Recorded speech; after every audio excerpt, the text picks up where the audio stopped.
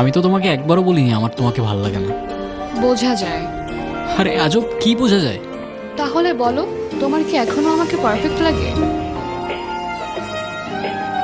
দেখছো, বলতেও পারতেছো না। আচ্ছা সত্যি করে বলো তো, তোমার কি অন্য কাউকে ভালো লাগে? সত্যি করে বলো, আমি কিচ্ছু বলবো না, ট্রাস্ট মি। দেখো, তুমি আমাকে শেষবারের মতো আসতে বলছো, আমি আসছি। আমি অফিসে যাইনি, কিচ্ছু করি নাই, ডিরেক্ট চলে আসছি এগুলো শোনার জন্য। সিরিয়াসলি? আরে আজব, ফোনটা কেন নিতেছো?